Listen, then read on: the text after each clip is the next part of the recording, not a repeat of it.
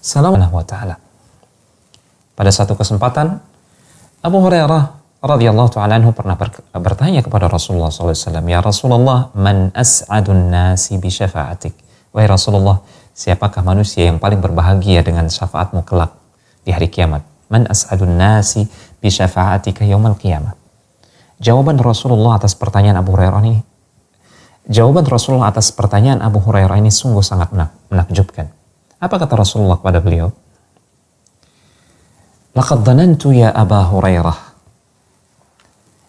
an la yas'alani an hadzal hadits ahadun awwala minka. Sungguh aku telah menyangka, wahai Abu Hurairah, tidak ada yang akan bertanya kepada aku tentang hadis ini sebelum engkau. Lima ra'aitu min hirsika 'alal hadis, karena aku melihat bahwa engkau benar-benar antusias menuntut atau menghafal hadis, mengambil hadis dariku. Kemudian Rasulullah SAW menjawab pertanyaan Abu Hurairah tersebut, bahwasanya as'adun nasi bi syafaati yaumal qiyamah man qala la ilaha illallah khalisan min qalbi. Orang yang paling berbahagia akan meraih syafaat kelak di hari kiamat adalah mereka yang mengucapkan la ilaha illallah dengan penuh keikhlasan dan ketulusan dari hatinya. Artinya yang mendapatkan syafaatku kelak hanya orang-orang yang bertauhid.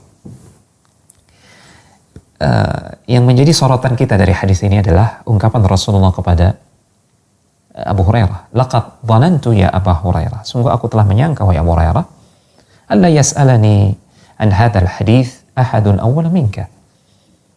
Aku telah menyangka wahai Abu Hurairah, tidak ada yang akan bertanya kepada aku tentang hadis ini lebih dulu sebelum engkau. Lima ra'aitu min hirsika 'alal hadits, karena aku melihat engkau begitu antusias untuk menuntut atau mengumpulkan hadis dariku. Ini adalah pujian yang sangat luar biasa dari Rasulullah SAW untuk pribadi Abu Hurairah. Kenapa Rasulullah memuji Abu Hurairah seperti ini? Pertama, karena substansi yang ditanyakan oleh Abu Hurairah adalah perkara yang sangat besar, perkara yang sangat penting. Bahkan perkara yang utama dan pertama harus diketahui oleh seorang hamba. Dan perkara yang pertama dan utama yang harus didakwahkan oleh seorang dai dan ustadz, yaitu tauhid. Ilmu yang paling utama. Inilah yang ditanyakan oleh Abu Hurairah, perkara yang paling urgen dalam hidupnya. Apa? Yaitu terkait dengan akidah. Perkara syafaat di akhirat kelak ini terkait dengan akidah. Artinya akidah adalah ilmu yang paling utama dalam kehidupan seorang mukmin. Itulah yang harus kita tanyakan, itulah yang harus kita tuntut, itulah yang harus kita pelajari, fahami, dan harus kita amalkan sebelum ilmu-ilmu yang lain. Tanpa kita bermaksud untuk mengkerdilkan ilmu-ilmu yang lain yang bermanfaat. Namun inilah yang utama, ilmu yang dengannya kita bisa selamat di dunia dan di akhirat kelak, yaitu ilmu akidah dan ilmu tauhid. Inilah yang ditanyakan oleh Abu Hurairah kepada Rasulullah SAW. Dan Rasulullah menyambutnya dengan pujian, apresiasi yang luar biasa. Hal yang sama pernah terjadi kepada Abul Munzir, Ubay bin Ka'ab radhiyallahu ta'ala anhu, salah seorang sahabat Rasulullah SAW yang terkenal dengan ilmu Al-Qur'annya. Dia menguasai Al-Qur'an. Bahkan pernah Umar bin Khattab menunjuk Ubay bin Ka'ab menjadi imam para sahabat di masa kekhalifahan beliau, ketika Umar bin Khattab menyatukan kaum mukminin di bawah satu imam tarawih. Yang ditunjuk adalah Ubay bin Ka'ab. Rasulullah SAW pernah bertanya kepada Ubay bin Ka'ab, sebagaimana diriwayatkan dalam Sahih Muslim. Rasulullah bertanya kepada beliau tentang apa ayat yang paling mulia dalam Al-Quran. Ma hiya a'zamu ayatin fi kitabillah. Apa ayat yang paling agung di dalam kitabullah, di dalam Al-Quran, wahai Abul Munzir, wahai Ubay bin Ka'ab? Apa? Awalnya Ubay bin Ka'ab menjawab Allah wa Rasuluhu a'lam, sebagai bentuk ta'adduban, bentuk adab kepada Rasulullah SAW. Beliau mengatakan Allah dan Rasulnya yang lebih tahu, wahai Rasulullah. Kembali Rasulullah bertanya pertanyaan yang sama. A'zamu ayatin fi kitabillah mahi. Wahai Ubay bin Ka'ab, apa ayat yang paling agung dalam kitabullah? Ubay bin Ka'ab memberikan jawaban yang sama, Allah wa rasuluhu a'lam.